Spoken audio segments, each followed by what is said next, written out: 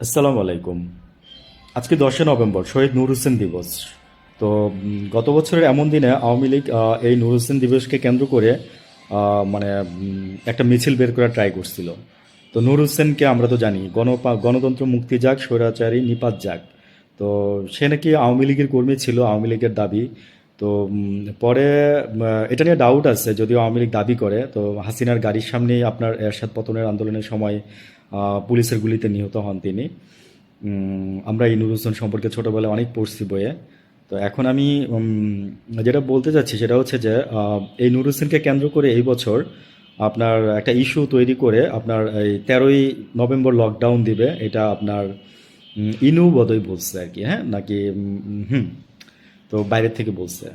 তো এই নিয়ে প্রস্তুতি চলতেছে আওয়ামী লীগের একদিকে, আর এদিক দিয়ে মনে করেন যে আপনার স্বরাষ্ট্রমন্ত্রীও এদিক থেকে মোটামুটি বলতে পারেন যে একরকম আজকে সকালেই একটা মিটিং করে দেন পুলিশদের ঢাকার জেলার বিভাগের 50টা থানার আপনার সতর্কতা আপনার বাড়াইছে।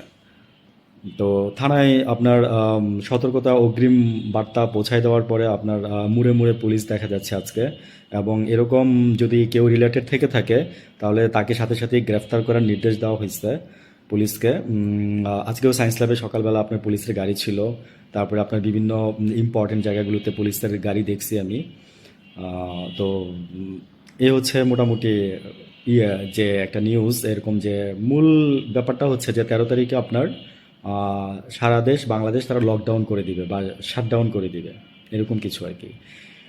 তো যাক, ওয়েলকাম জানাই আপনাদেরকে, আপনারা চালাই যান। আর স্বরাষ্ট্রমন্ত্রীরও মানে বলি যে মানে আপনাদের কাছে গোয়েন্দা তথ্য আছে, আমি শুনছি সেটা করেন, দেখি কতটুকু সাকসেস হতে পারেন। তবে সাকসেস হবেন এটা আমি জানি, বিকজ আওয়ামী লীগের ঢালপালা গত বছর যেরকম ছিল এই বছরে আরেকটু মানে বলতে পারেন যে তারা মেলে ধরছে।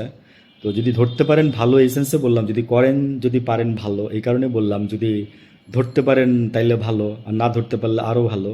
এরকম আরও দেখবেন।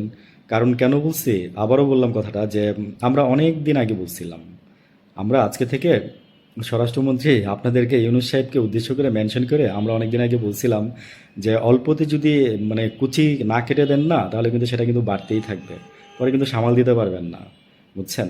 তো এরকমই হয়েছে। ইউনূস সাহেব আর বিদেশে গিয়ে বক্তৃতা দেয়। আওয়ামী লীগকে তো আমরা মানে কার্যক্রম নিষিদ্ধ করছি, মানে যেটা করছে সেটাই বলছে আর কি, বুঝছেন না?